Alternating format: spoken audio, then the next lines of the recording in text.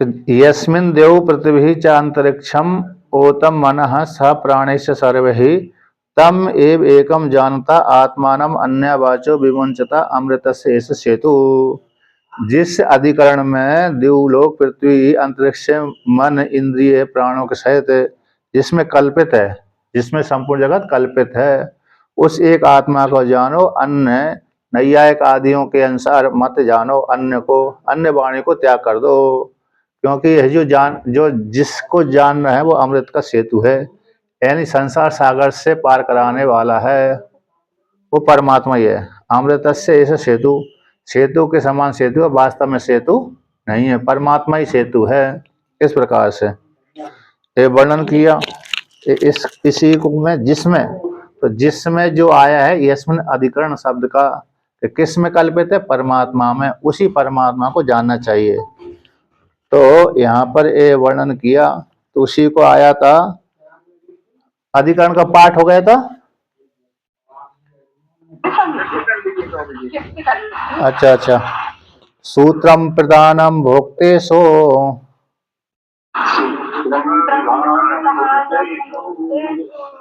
द्विभुवाद्यायतनम भवेत्।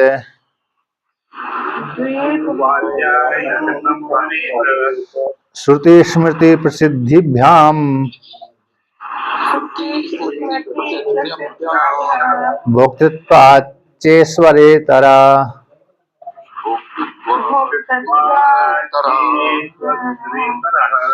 नाद्यौ पक्षाबात्म शब्दान न भोक्ता मुक्त गम्यतः ब्रह्म प्रकरणादीशः सर्वज्ञत्वादीतस्तथा।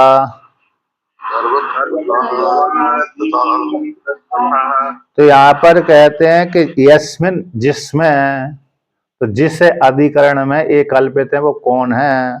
तो सूत्रात्मा है, क्योंकि सार सूत्रात्मा है, अथवा प्रधान है, अथवा भोक्ता जीवात्मा है, अथवा ईश्वर है। द्विभुवादि आयतनम, द्विलोक आदि जो आश्रित हैं जिसमें कल्पित हैं, तो आयतन को लेकर के, आधार को लेकर के, वो आधार शब्दवाच्य कौन है? तो सिद्धांत के अनुसार तो ब्रह्म है, लेकिन पूर्व पक्षी के अनुसार ये आ रहे हैं कि सूत्रात्मा है आधार, अथवा प्रधान है, अथवा जीवात्मा है। क्योंकि श्रुति सामान्य रूप से श्रुति आती है पूर्व पक्षी के अनुसार कि हिरण्यगर्भी सूत्रात्मा, सूत्र ये है ना, कौन सी? वयुना वै गौतम सूत्रण अयम लोका परश्च लोका सर्वाणि च भूतानि संद्रब्धानि भवन्ति। इस वाक्य के अनुसार वायु रूप जो हिरण्यगर्भ है उसके द्वारा इंद्रिय भी धारण की जाती है और अन्य लोक आदि भी, ये लोग परलोक भी धारण किया जाता है। इस दृष्टि श्रुति को आधार बना करके हिरण्यगर्भ द्विलोक का आधार हो सकता है, अथवा प्रधान, क्योंकि प्रधान भी संपूर्ण जगत के कारण कहलाती सांख्य दर्शन के अनुसार, अथवा जीवात्मा अपने कर्म के अनुसार लोगों को बनाता है, धारण करता है। तो तीन इस प्रकार से हो सकते हैं, और ईश्वर भी हो सकता है वेदांत के अनुसार। तो यहाँ पर पूर्व पक्षी कहता है श्रुति स्मृति प्रसिद्धिभ्याम, श्रुति के अनुसार श्रुति हो गई, अरे वयुना वै गौतम सूत्रण अयम लोका परस्य लोका इत्यादि श्रुतियों के माध्यम से हिरण्यगर्भ इस जगत का आधार है। आयतनम, स्मृति के अनुसार सांख्य दर्शनों की स्मृति, तो उससे महातत्व प्रकृति से महातत्व की उत्पत्ति, महातत्व से अहंकार, अहंकार से पंचतन मात्रा आदि की उत्पत्ति होती है। तो श्रुति स्मृति आदि के माध्यम से और भोक्तृत्व शब्द का प्रयोग किए जाने से ईश्वर से इतर ही यहाँ पर जगत का ये जगत का आधार करने वाला हो सकता है। ईश्वर को छोड़ करके सूत्रात्मा, प्रधान और जीवात्मा, इन तीनों में से एक कोई ना कोई जगत का आधार हो सकता है, मान लेना चाहिए। तो ऐसी प्राप्ति पूर्व पक्षी के द्वारा प्राप्त हो जाने पर सिद्धांति कहते हैं न आद्य सूत्रात्मा और प्रधान प्रकृति जगत का आधार नहीं हो सकते। आद्य पक्ष क्यों? आत्म शब्दात, श्रुति ने आत्म शब्द का प्रयोग किया है। कौन सी? तम एकम आत्मानम, तम एकम आत्मानम, ऐसे श्रुति प्रयोग कर दिया श्रुति में। उस एक को तम एव एकम जानता आत्मानम अन्य वाचो विमुंचता। तो ये जहां पर जो आत्मा शब्द आए तो आत्मा शब्द कह देने से हिरण्यगर्भ आत्मा नहीं है, प्रधान प्रकृति आत्मा नहीं है। इसलिए दो पक्ष तो हट गए, तो जीवात्मा हो गया। जीवात्मा तीसरा पक्ष, जीवात्मा तो संपूर्ण जगत का धारण नहीं कर सकता है, इसलिए न भोक्ता मुक्त गम्यता, भोक्ता की द्वारा मुक्ति स्वीकार की गई है कि भोक्ता उस आत्मा को जानने वाला है, तो जान करके मुक्त होता है। तो मुक्त होने वाला है, मुक्त होएगा, ऐसा जीवात्मा जगत को कैसे धारण कर सकता है? बल्कि जिसके पास में पहले से सामर्थ्य है वही धारण कर सकता है। तो कौन है? ईश्वर। ईश्वर रूप ब्रह्म ही संपूर्ण जगत को धारण करने वाला है, वही आयतन है, वही जगत का आधार कहलाता है। जीवात्मा में ऐसी सामर्थ्य नहीं है, और जीवात्मा भी उस परमात्मा को जान करके मुक्त होता है, अपने आप को जान करके, ब्रह्म स्वरूप को। जीवात्मा अपने स्वरूप को जान करके मुक्त होता है, इसलिए जीव जगत को धारण नहीं कर सकता, बल्कि जीव का जो स्वरूप परमात्मा है वही जगत को धारण करने में समर्थ है। इसलिए यहाँ पर तो कहते हैं तो न भोक्ता मुक्त गम्यता, तो ब्रह्म प्रकरणाद ईशा, तो ये प्रकरण कौन सा है? ब्रह्म का। ब्रह्म का प्रकरण होने से मुंडकोपनिषद में आता ना, किस एक को जान लेने से सर्वम विदितम भवति, किस एक को जान लेने से संपूर्ण कैसा विदित हो जाता है। तो इस प्रकार से ये वाक्य के माध्यम से प्रकरण किसका है? ब्रह्म का है। तो ब्रह्म का प्रकरण होने से यहाँ पर ईश्वर ही उपास्य है, जीवात्मा उपास्य नहीं है। इसी सर्वज्ञत्वादि तस्ततः उसी प्रकार से यस्य ज्ञानमय तपः, यस्य ज्ञानमय तपः सर्वज्ञम सर्वेद यस्य ज्ञानमय तपः इत्यादि वाक्य भी आते हैं। तो सर्वज्ञादि और सर्वविद आदि, सर्वविद शब्द सर्वज्ञ आदि शब्द के माध्यम से ये यहाँ पर ब्रह्म रूप ईश्वर ही उपास्य है, आधार का वाचक है, जीवात्मा भी नहीं है, ये सिद्ध कर दिया। अब सूत्र का पाठ करते हैं। पहला, द्युभुवादि आयतनम स्वशब्दात्,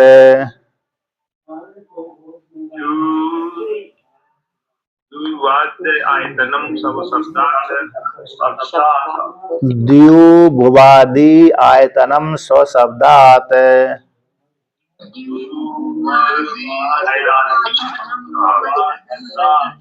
तो द्युलोक है, द्युयन द्युलोक, भूयन भूलोक, आदि आयतनम स्वशब्दात्, द्युभुवादि, द्युलोक भूलोक है आदि में जिसके, जिसके ऐसे बोलते हूँ द्विभुवादि, जो द्विभुवादि का जो आयतन है, आधार, वो कौन है? ब्रह्मरूप ईश्वर है। उसमें हेतु देते स्वशब्दात्, यहाँ पर ब्रह्म का प्रतिपादन किया गया, क्योंकि ब्रह्म ही श्रुति में जगत का आधार रूप से कहा गया है। स्व शब्द यानी ब्रह्म रूप से, आत्म शब्द से, ब्रह्म शब्द से उस एक आत्मा को जानो, क्योंकि वह परमात्मा कैसे अमृत का सेतु है ना। इस प्रकार से सदैव और सतमूल, जितनी भी जो प्रजा है सतमूल वाली है, अन्य अन्य श्रुतियों के माध्यम से ये जाना गया कि ब्रह्म ही संपूर्ण जगत का आधार है। इस प्रकार से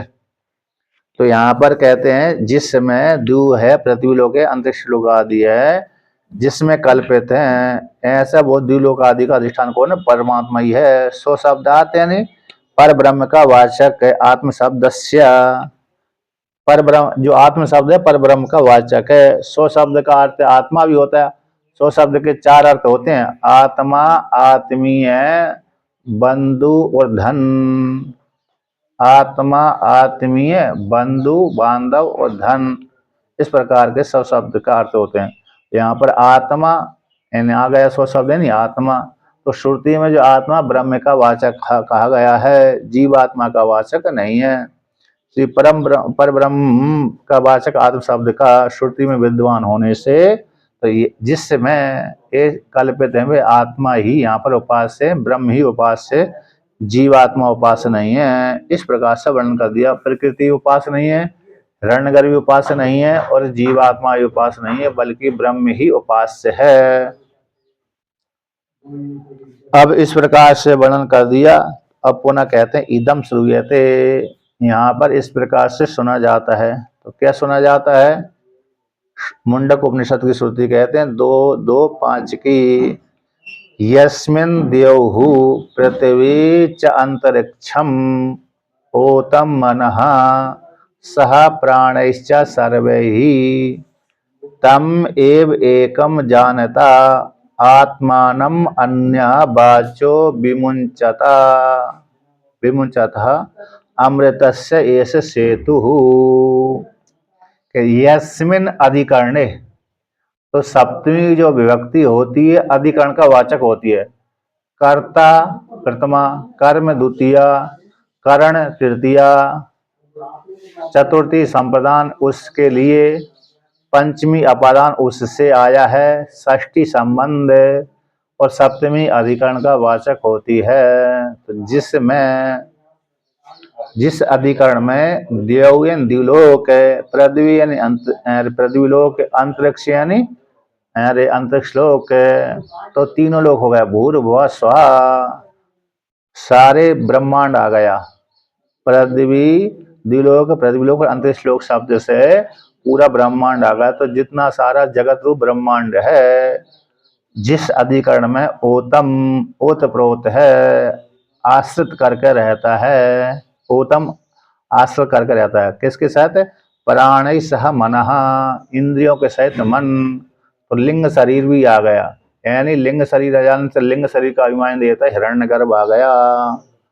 तो स्थूल जगत भी आ गया और सूक्ष्म जगत भी आ गया। उच्च शब्द से कारण जगत भी आ गया। द्यौ पृथ्वी अंतरिक्ष शब्द से स्थूल जगत, मनः सह प्राणिश शब्द से सूक्ष्म जगत, च शब्द से कारण जगत। तो स्थूल जगत, सूक्ष्म जगत और कारण जगत जिसमें ओतप्रोत है, इस प्रकार से। तो यहाँ पर उस एक आत्मा को जानो, तम उसी को, एव उसी को ही, एक को, वो कौन है? आत्मा, जो ब्रह्म रूप आत्मा, उसको ही जानो। अन्य वाचो विवंचता, अन्य वाणी को त्याग दो। जिसको जाना है वो कौन है? अमृतस्य एष सेतु, संसार सागर से पार कराने वाला वो है, स्वरूपभूत है, अमृत, अमृत स्वरूप है और सेतु के समान सेतु है परमात्मा। तो टीका में आया है इसका व्याख्यान, ऊपर से 1 2 3 4 5 छठी पंक्ति, यस्मिन, यस्मिन लोकत्रय आत्मा, तीनों लोकों का, जिसमें, जिस अधिकरण में जो लोक तीनों का, लोकत्रय का, भूर्भुवः स्वः पूरा ब्रह्मांड का, स्थूल जगत का जो आत्मा कहलाता है विराट, प्राण ही सर्व ही प्राण ही सह मना, इस वाक्य के माध्यम से सूत्रात्मक हिरण्यगर्भ आ गया। और चकार शब्द से श्रुति में आया है। चकार शब्द से अव्याकृत कारण ईश्वर ले लिया, अव्याकृत उपाधि, अविद्या सृजन, अविद्या अज्ञान, जिसको प्रकृति बोलते हैं, अविद्या बोलते हैं, अज्ञान बोलते हैं। और सामान्य रूप से ईश्वर भी वाचक हो जाता है, चेतन को नहीं लेना, ईश्वर जो संज्ञा उपाधि हो, अव्याकृत ईश्वर जिसमें कल्पित, उपाधि रूप से कल्पित है, जिसमें हिरण्यगर्भ भी उपाधि रूप से कल्पित है, सुख शरीर, स्थूल शरीर विराट रूप स्थूल शरीर जिसमें कल्पित है, स्थूल शरीर जिस अधिष्ठान में कल्पित है, स्थूल शरीर, सूक्ष्म शरीर जिस अधिष्ठान में कल्पित है, और कारण शरीर भी जिस अधिष्ठान में कल्पित है। ऐसे जो जिसमें कल्पित है वो आत्मा ब्रह्म हो गया। तो कारण, तो लोकत्रय आत्मा भूर्भुवः पृथ्वी, द्यू पृथ्वी अंतरिक्ष शब्द से स्थूल जगत हो गया, प्राण ही सह मना शब्द से सूक्ष्म जगत हो गया, और प्राणों के साथ जो चकार आया है उस चकार से कारण जगत हो गया। तो तीनों भूर्भुवः, तीनों जगत स्थूल सूक्ष्म कारण शरीर जिसमें कल्पित है, कहते हैं अव्याकृत, ओतम कल्पितम, कल्पित है, तद अपवाद के द्वारा, इन तीनों जगत का अपवाद के माध्यम से जो कल्पित जगत है, जिसमें जिस अधिष्ठान में ऐसे कल्पित जगत को अपवाद के माध्यम से तम एक उसी को ही, किसको, अधिष्ठानम आत्मानम, अधिष्ठान आत्मा को, जो पृथक अभिन्न है, पृथक अभिन्न परमात्मा को जानता, साधक जान लेता। किसके माध्यम जान लेता है? श्रवण आदि ना, श्रवण आदि के माध्यम से जानता है।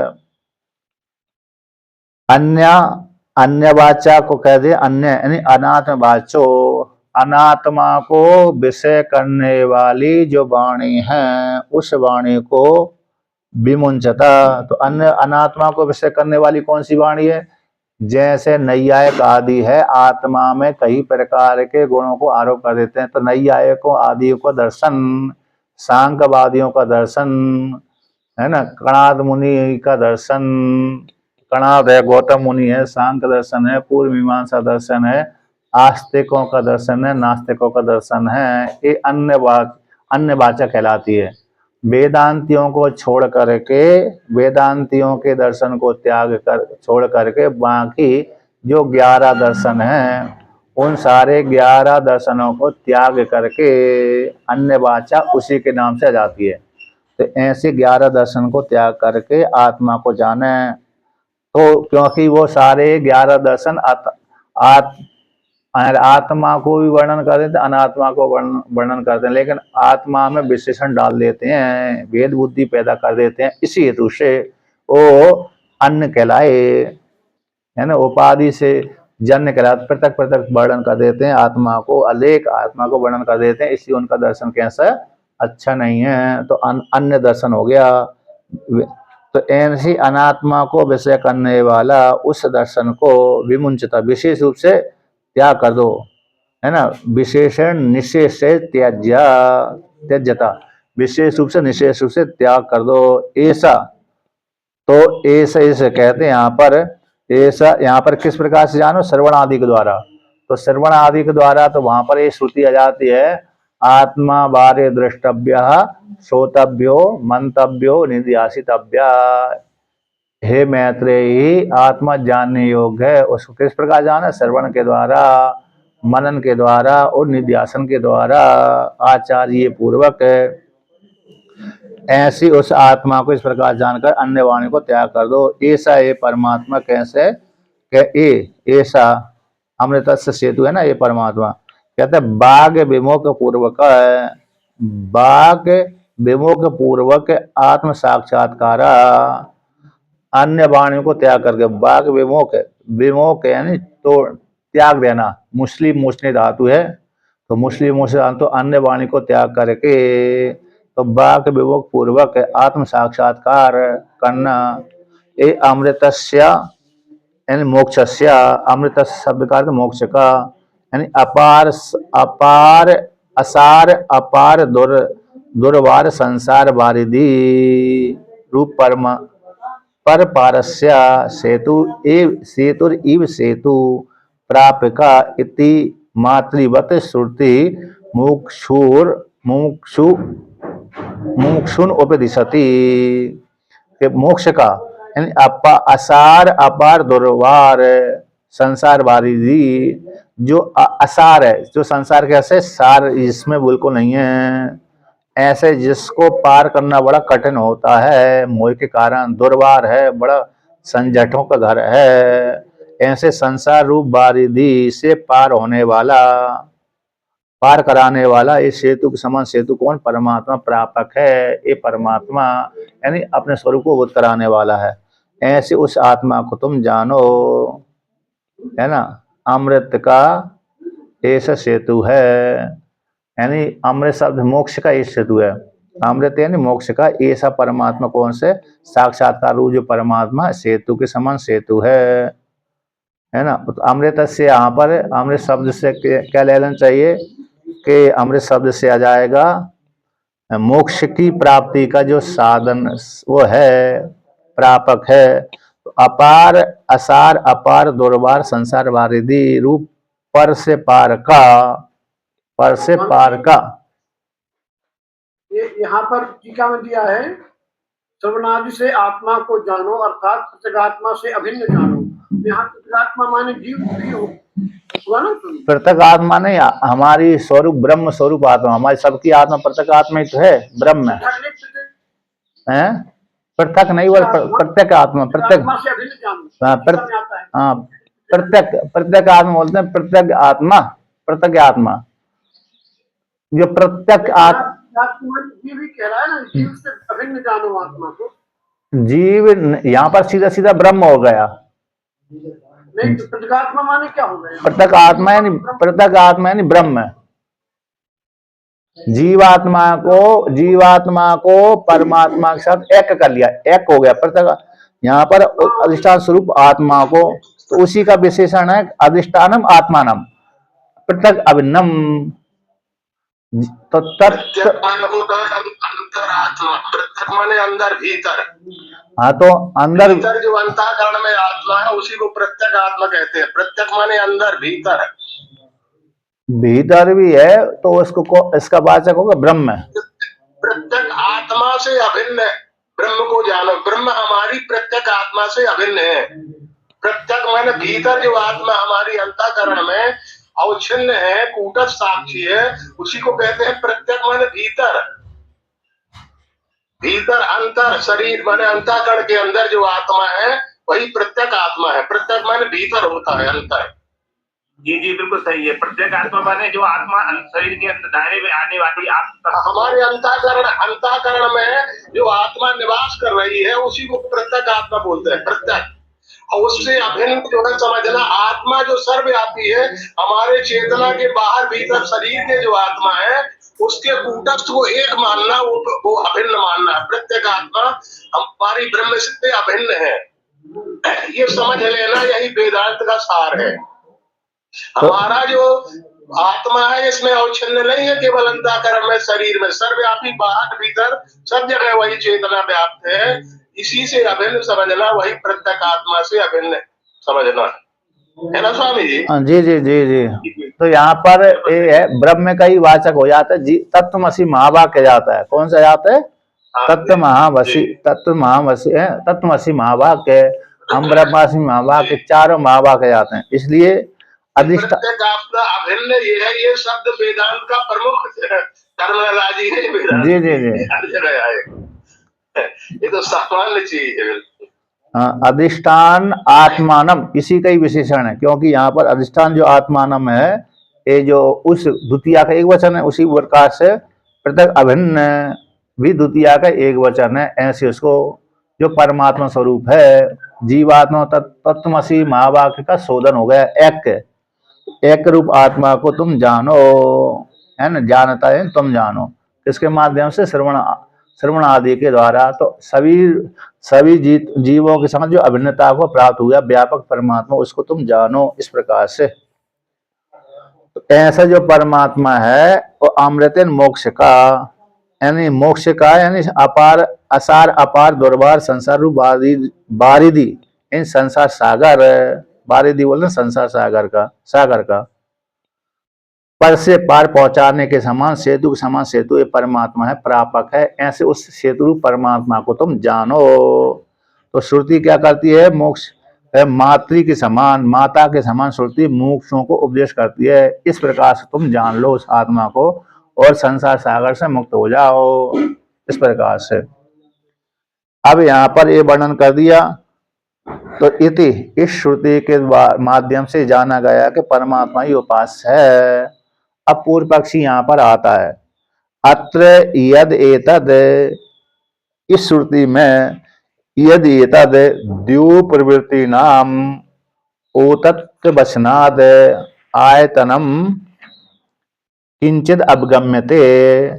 इस अत्र, इस मुंडक उपनिषद की 2:2:5 की जो श्रुति है, उसमें द्विआदियों का, द्विआदि लोगों का ओ तत्व यानी आश्रय तत्व वचन सुना गया है। तो ओ तत्व वचन से, ओ तत्व वचनात्, ओ तत्व वचन से आयतनम इन आधारत्वम किंचित अवगम्यते, कि जो जगत जिसमें कल्पित है, तो ऐसे जिसमें कल्पित है वो अधिष्ठान रूप आधार किसका वाचक है?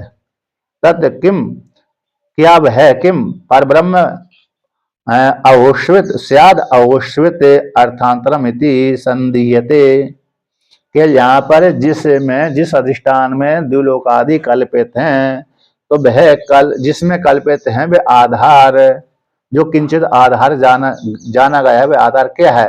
क्या ब्रह्म, पर ब्रह्म आधार का वाचक है, आयतन का वाचक है, अथवा कोई दूसरा अर्थांतर हो सकता है।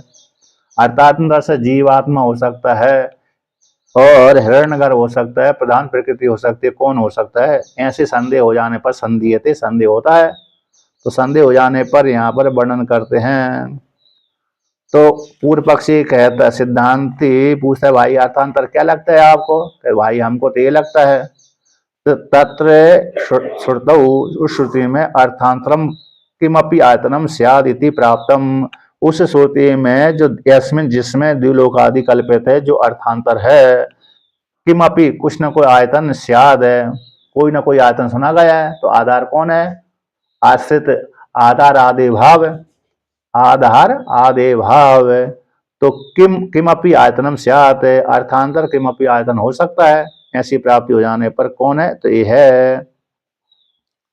तो यहाँ पर आयतनत्व का साधारण, तत्र श्रुति में आयतनत्वस्य साधारण धर्मस्य दर्शनात्, तो श्रुति में आयतन का साधारण धर्म देखे जाने से पूर्व पक्षी कहता है यहाँ पर इसको हमको तो यही प्राप्त हो रहा है।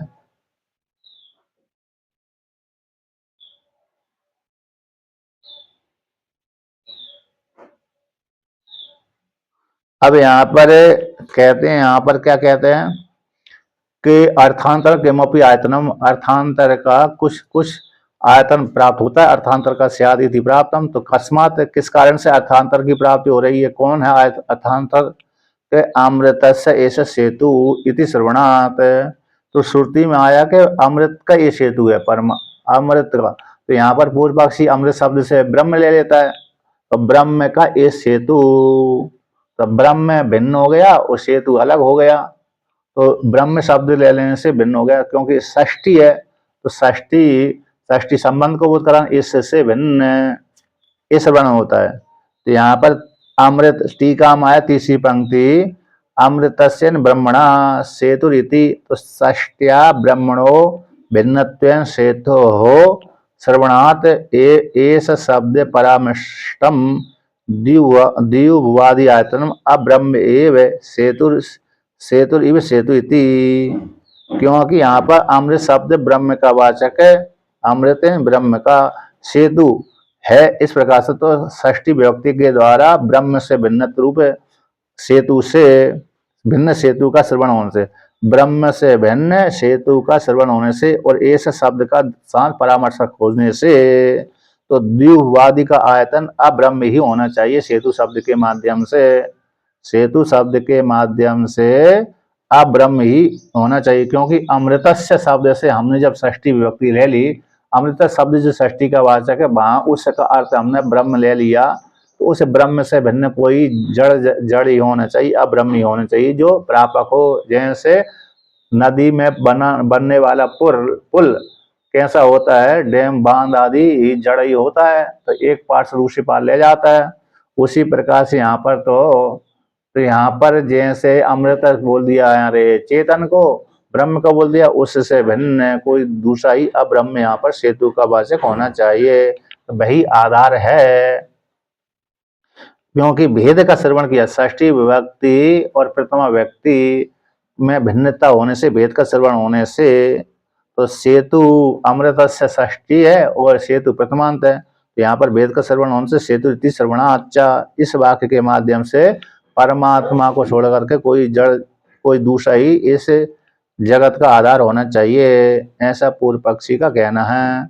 और दूसरी कहती है, यहाँ पर दूसरा और कहते हैं, सेतु शब्द का विवरण करते हैं भगवान भास्कर, पूर्व पक्षी कहता है पारवान ही लोके सेतु प्रख्याता, पारवान दूसरी जगह ले जाने वाला, लोक में सेतु विख्याति है कि सेतु हमको एक देश से दूसरे देश ले जाता है, इस पार से उस पार ले जाता है, पार ले जाने वाला, पारवान यानी पार ले जाने वाला, तो पार पहुंचाने वाला।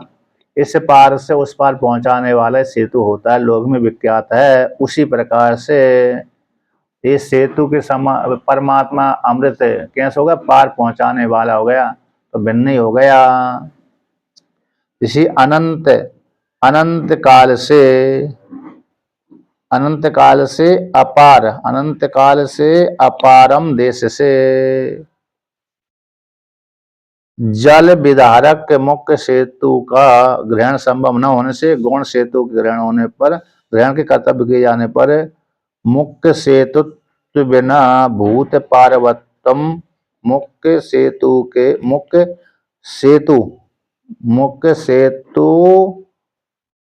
बिना मुख्य सेतु अबिना भूत पार्वत्य गुणवान कश्चित ग्राह्य। हाँ, मुख्य सेतु अबिनाभूत,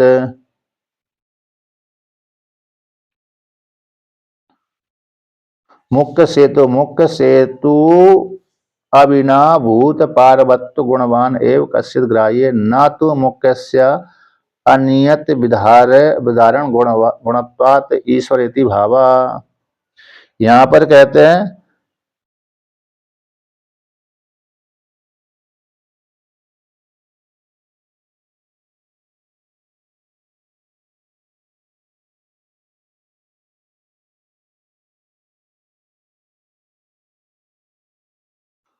तो यहाँ पर मतलब क्या है कि जो परमात्मा है, पारवान वाला, पार दूसरे देश में ले जाने वाला, लोक में सेतु विख्यात है। तो यहाँ पर जो मुख्य सेतु है उसी के जैसा कोई दूसरा अन्य होना ही चाहिए। जैसे सामान्य रूप से जैसे सेतु एक देश से दूसरे देश ले जाता है, उसी के जैसा यहाँ पर भी कोई दूसरा लोक में होना चाहिए। इसलिए ईश्वर को ऐसा गुण जिसके पास में है, ऐसा गुण जिसके पास में, ऐसा उसको सेतु मान लेना चाहिए। वही जगत को धारण करने वाला, ईश्वर आदि नहीं है, ईश्वर आदि नहीं है। ना तो मुख्य का नियत विधारण न होने से, है ना, मुख्य का नियत विधारण गुण वाला, मुख्य का अनियत विधारण गुण वाला ईश्वर इति भावा। तो यहाँ पर ईश्वर इस गुणों को धारण नहीं करता, अतः ईश्वर को यहाँ पर ग्रहण नहीं करना चाहिए। परंतु मुख्य का जो अनियत विधारण गुण है, अतः गुण वाले ईश्वर को ग्रहण करना युक्त नहीं है। इससे उस गुण वाले ईश्वर का ग्रहण करना युक्त नहीं है। गुण यहाँ पर कहते हैं, परंतु गुण का जो अनियत विधारण गुण है, नियत विधारण गुण नहीं है, ऐसे उस ईश्वर को यहाँ पर ग्रहण करना ठीक नहीं है। मतलब क्या है, लोक में जैसे सेतु इस पार से उस पार ले जाता है, उसी प्रकार से यहाँ पर उसी के जैसा, जरूरी नहीं है कि ये लोहे का ही सेतु इस पार से उस पार ले जाए, अथवा मिट्टी का भी पुल होता है, लकड़ी का भी पुल होता है, अन्न का भी पुल होता है, इस प्रकार। लेकिन इस पार से उस पार ले जाता है वो, तो जैसे से उसी प्रकार से उसी के जैसा कोई ना कोई भूत आदि होना चाहिए जो इस पार से उस पार ले जाए। तो भाई भूत ही जगत को धारण करने वाला होगा, ईश्वर आदि नहीं, ईश्वर नहीं। तो पारवान ही लोके सेतु प्रख्यात है, जैसे पारवान लोक में पार पहुंचाने वाला सेतु प्रख्यात है। नाचा परस्य ब्रह्मण पार्वतम सक्यम अभ्युगंतम, कहते हैं परमात्मा भी तो एक देश से दूसरे देश को ले जाता है, ले जाने समर्थ हो सकता है। जैसे सामान्य सेतु इस पार से उस पार ले जाता है, उसी प्रकार से परमात्मा भी इस पार से उस पार ले जा सकता है। कि न चाह पर ब्रह्म का पार्वतम, दूसरी जगह दूसरे देश में ले जाना, इस देश से उस देश में ले जाना शक्य नहीं है। क्यों? अनंतम अपारम, परमात्मा एक तो अनंत है और एक अपार है। तो अनंत कैसे है? काल से अनंत है, और अपार देश से उसका पार पाना कठिन है ना। काल से और देश से अनंत है। काल अनंत यानी काल से अनंत है, कितने काल से आ रहा है, अंत ही नहीं है, और अपार यानी देश से पार ही इसका नहीं पा सकते। जैसी परिच्छिन्न वस्तु तो एक देश से दूसरे देश ले जाती, किंतु अपरिच्छिन्न वस्तु ऐसे एक देश से दूसरे देश नहीं ले जा सकती। इसलिए परमात्मा यहाँ पर, परमात्मा जो है ये सेतु नहीं हो सकता, मतलब पार पहुंचाने वाला नहीं हो सकता, अधिष्ठान आधार नहीं हो सकता। अर्थांतरे, कहता अर्थांतर भी क्यों होगा कि अर्थांतरे तो अर्थांतरे च आयतने परिगृह्यमाणे स्मृति ही प्रसिद्धम, स्मृति प्रसिद्धम प्रधानम परिगृहीतव्यम। अर्थांतर स्वीकार कर लेने पर, अर्थांतर में तो अर्थांतर के आयतन स्वीकार कर लेने पर, परिगृह्यमाणे स्वीकार कर लेने पर स्मृति प्रसिद्ध, सांख्य दर्शनों की स्मृति जो प्रसिद्ध है प्रधान, उसको ग्रहण कर लेना चाहिए, क्योंकि वो द्विलोक आदि का आधार होती है। महातत्व आदि उसी प्रधान प्रकृति से उत्पन्न होते हैं, तो इसलिए बहुत जगत का आधार भी हो सकती है और जगत को एक देश से दूसरे देश को ले जा सकती है। उस समय विचित्रता देखी भी जाती है प्रधान प्रकृति में। तस्य ही कारणत्वाद आयतनत्व उपपत्ते, क्योंकि प्रधान प्रकृति संपूर्ण जगत का कारण भी देखी जाती है।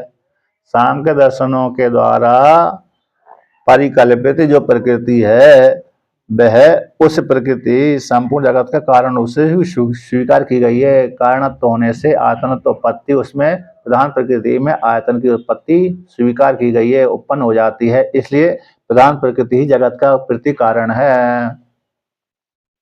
तो वो कहते हैं श्रुति भी है, श्रुति प्रसिद्धो वायु स्यात्, स्मृति प्रसिद्ध तो प्रधान हो गया, श्रुति प्रसिद्ध वायु हिरण्यगर्भ हो गया। श्रुति प्रसिद्ध वायु स्यात्, तो श्रुति में जो प्रसिद्ध वायु वह ये निश्चित रूप से है कि वह वायु रूप हिरण्यगर्भ संपूर्ण जगत को धारण करता है। जैसे हमारा शरीर है, हमारे शरीर के भीतर यदि प्राण ना रहे तो शरीर ठहर नहीं सकता। हमारे शरीर के भीतर यदि प्राण नहीं है तो हमारा शरीर ठहर नहीं सकता। इसलिए तो वायुर्वहि गौतम तत्सूत्रम वायुना वै गौतम सूत्रेण अयम च लोकः परश्च लोकः सर्वाणि च भूतानि संदृब्धानि भवन्ति इति वायोरपि विधारणत्व श्रवणात्। तो कहते हैं वायुर्वै गौतमा, ये गौतम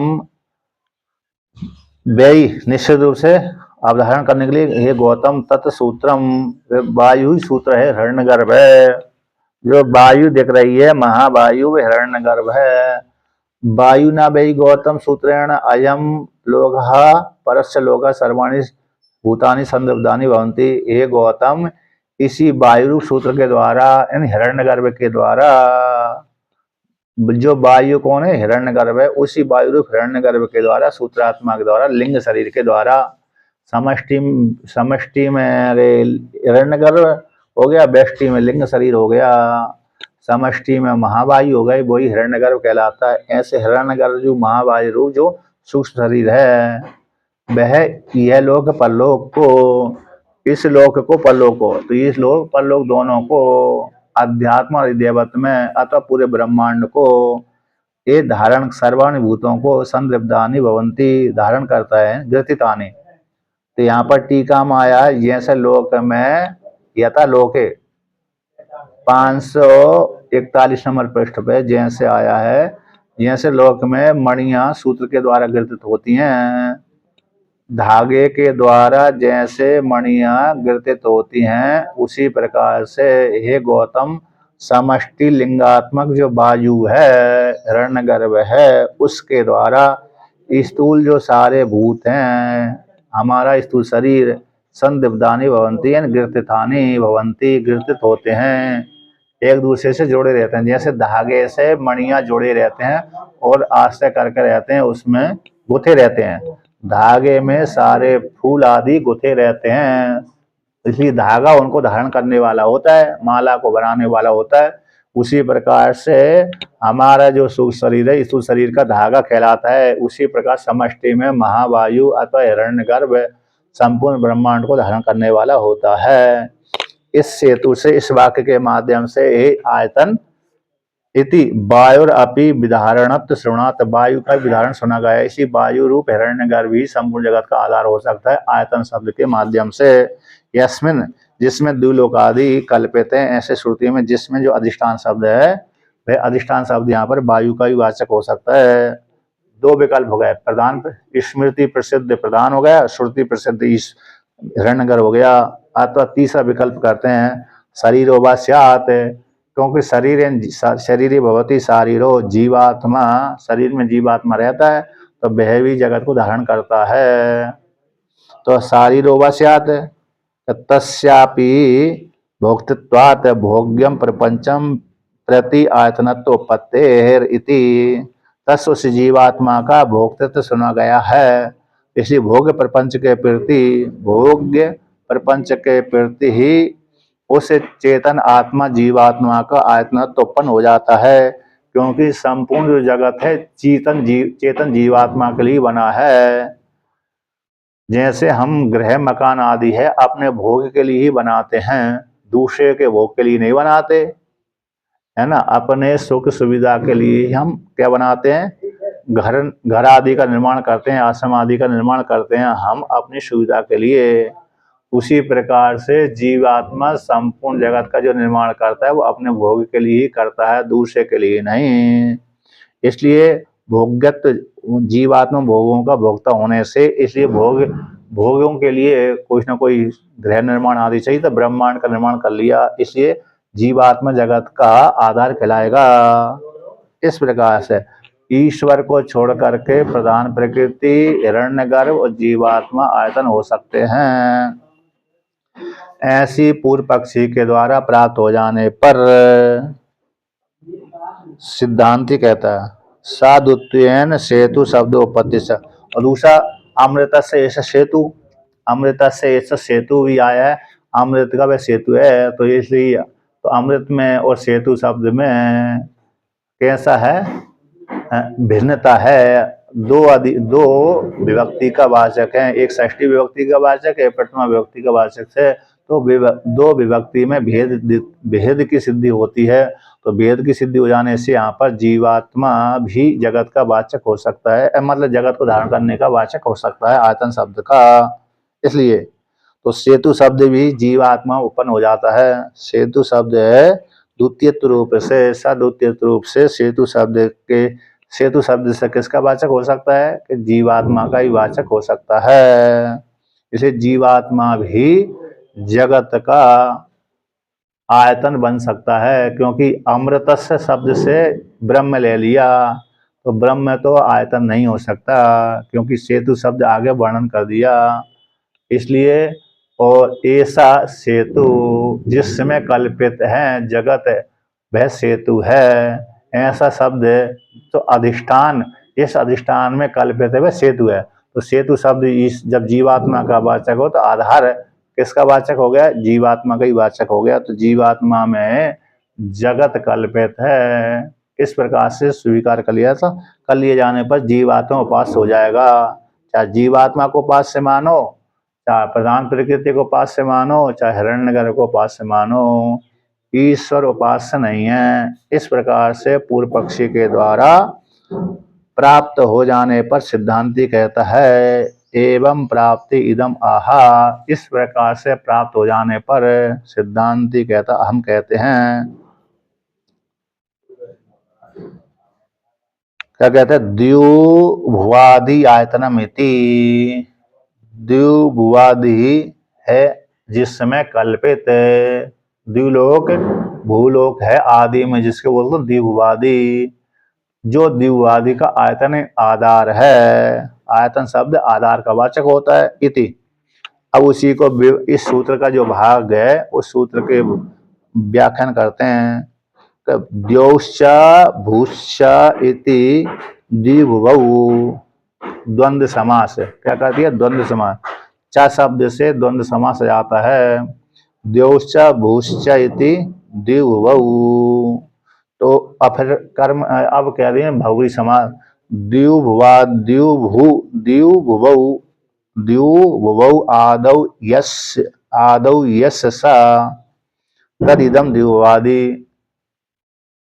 द्युलोक भूलोक है आदि, भू आदि, द्युलोक भूलोक आदि हैं जिसके, ऐसा वो परमात्मा। तो बहुरी समाज का देने से द्विवादी है, द्विवादी है अन्य लोक के आदि में, जिस ऐसे जिसके, है ना। तो वो द्विवादी, तद इदम, द्विवादी का जो आयतन है परमात्मा। तद एतद यस्मिन् वाक्ये द्योहु पृथ्वी अंतरिक्षम मनः प्राणः इति एवं आत्मकं जगद ओतत्वेन निर्दिष्टम तस्य आयतनम परम ब्रह्म भवितुम अर्हति। कि यह तद वह जो जगत है, ये तद जगत यस्मिन् वाक्ये, तद वह यद यानी है, यद यानी है, ये तद यानी है, यद यानी जो, यद यानी जो, यह कई वाचक होता है, यद यानी जो, ये तद यानी है, अस्मिन् वाक्य में, इस वाक्य में द्युलोक पृथ्वीलोक अंशलोक से मन प्राण इंद्रियात्मक संपूर्ण जगत है वो तत्व रूप से निर्देश कहा गया श्रुति में, उसका, उस जगत का, तस्यन उस जगत का आयतनम, जो आयतन कौन पर ब्रह्म होने के योग्य है, भविष्य में होने के लिए अर्हति योग्य है। कुत्ता किस प्रकार से होने के योग्य है? पूर्व पक्षी पूछता है सिद्धांति से, सो शब्दात, सो शब्द का प्रयोग किया है श्रुति ने, यानी आत्म शब्द का प्रयोग किया है श्रुति ने। सो शब्द आत्मा का वाचक होता है, आत्मा आत्मीय धन और बांधव है। तो यहाँ पर सो शब्द से आत्मा ने ग्रहण कर लिया, आत्म शब्द का प्रयोग होने से। तो सो शब्दात शब्द का अर्थ कर दिए भगवान भास्कर, आत्म शब्दात इत्यर्थ, आत्म शब्द से। उपाधि परिच्छिन्नस्य, यहाँ पर आत्म शब्द है। पूर्व पक्षी कहता है भाई आत्म शब्द से जीव में भी हो सकता है, इसलिए जीवात्मा ही है रे, क्या होता है, आधार हो सकता है। पूर्व पक्षी कहता है आत्म शब्द ईश्वर का ही वाचक है, ब्रह्म का ही वाचक है, जीवात्मा का ही वाचक है। ऐसी यह बात नहीं है कि ब्रह्म ही की अकेली वाचक हो जीवात्मा, है ना, ब्रह्म का ही वाचक आत्मा शब्द हो, ऐसी बात नहीं है। बल्कि जीवात्मा भी, जीव में भी आत्मा शब्द प्रयोग होता है, ईश्वर में भी होता है, ब्रह्म में भी होता है और जीव में भी होता है। इसलिए ईश्वर रूप ब्रह्म को क्यों लिया जाए आत्मा शब्द से, जीवात्मा को ले लिया जाए कि आत्म शब्दों ही यह भवती, यानी क्योंकि यहाँ पर आत्म शब्दों ब्रह्म का वाचक है, जीवात्मा के लिए नहीं। क्योंकि उपास उपासक भाग आया है, मुक्ति का श्रवण हुआ है। तो कैसे, तम एव एकम जानता आत्मानम इति, तम उसी को, तम यानी उसी को ही, एव का निर्धारण की, एव एकम उसी को ही, एक को, एव एकम उस एक को ही तुम जानो। वो कौन है एक? एक उसी, वो ये कौन है? आत्मानम, उसी आत्मा को जानो। तो यहाँ पर जानता, जो जानता है इस प्रकार, उस आत्मा को जो जानता है, तो जानता शब्द में साधक आ गया। जो इस प्रकार से एक जानता शब्द किसका वाचक हो? साधक का वाचक हो गया। तो उपास्य कौन हो गया? आत्मानम, उपास हो गया। तम एव एकम आत्मानम जानता, उपास उपासक भाव हो गया। तो उपास्य उपासक भाव हो जाने से यहाँ पर ब्रह्म का वाचक हो गया आत्मा। अब कहते हैं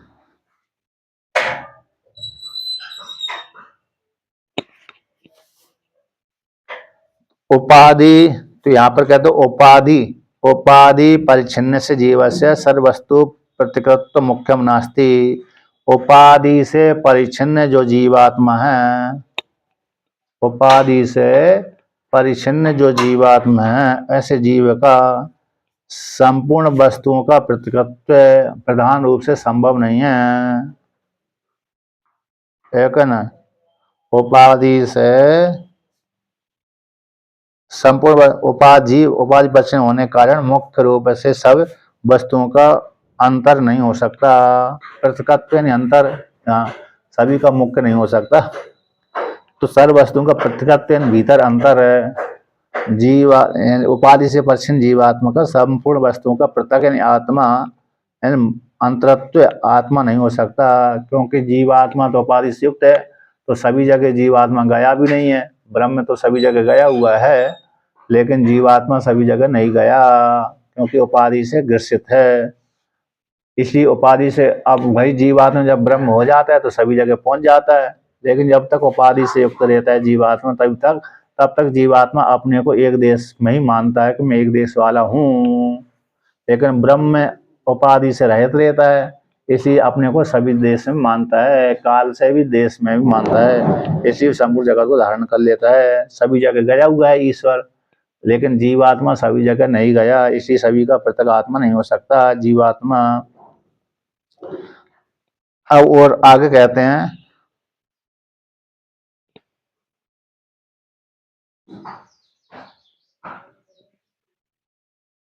दूसरी जगह आया है कि ये आया कि उपक्रमस्थ, उपक्रम में साधारण साधारण आयतन, उपक्रम में स्थित साधारण आयतन का, जो साधारण आयतन का गौण सेतु लिंग से, गौण सेतु लिंग के माध्यम से प्रथम जो श्रुति है आत्मश्रुति, प्रथम श्रुत जो पहले सुना गया है आत्मश्रुति, उस आत्मश्रुति के द्वारा ब्रह्मत्व निश्चय ही होता है। कैसा निश्चय होता है? ब्रह्मत्व।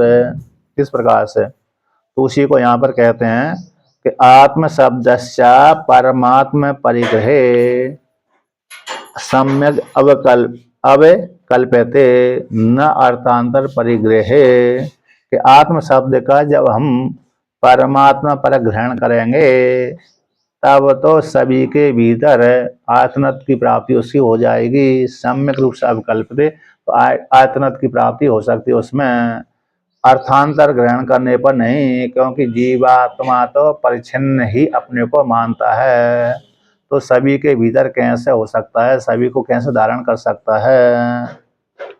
इसलिए आत्म शब्द से परमात्मा ही ग्रहण कर लेना चाहिए, जीवात्मा का नहीं। तो इसलिए जीवात्मा यहाँ पर उपास नहीं है, बल्कि परमात्मा ही है। अब कहते हैं इतना ही नहीं, अन्य जगह सीधा सीधा ब्रह्म का उपदेश किया गया है कि आयतन ब्रह्म ही है। क्वचित 100 शब्देन एव ब्रह्मणा आयतनत्वं श्रूयते, कहीं कहीं पर 100 शब्द के द्वारा नहीं, आत्म शब्द के द्वारा ब्रह्म का आयतनत्व सुना गया है। 100 शब्द के द्वारा ही ब्रह्म का आयतन सुना गया। तो कहाँ पर सुना गया है? 100 शब्द के माध्यम से नहीं, आत्म शब्द के माध्यम से ब्रह्म का आयतन तो कहाँ सुना गया है? तो यहाँ पर सत मूल सौम्य इम सर्व प्रजा सद आयतन सत प्रतिष्ठा इति, इस शब्द के माध्यम से के हे सौम्य, हे श्वेत केतु, इमा सर्व प्रजा, ये जो इतनी सारी प्रजा दिख रही है सत आश्रय वाली है, सत में ही प्रतिष्ठित है, सत मूल वाली है। तो सत मूल वाली है, आत्म मूल वाली है, परमात्मा मूल वाली है। ईमा जो प्रजा है सत मूल वाली है, सत ही सबका कारण है, सत आयतन वाली है, ब्रह्म रूप आयतन वाली है, सत्य में ही संपूर्ण प्रतिष्ठित रहती है। महाप्रलय में जाकर के संपूर्ण प्रजा ब्रह्म में ही आश्रय करके रहती, प्रतिष्ठित हो जाती है।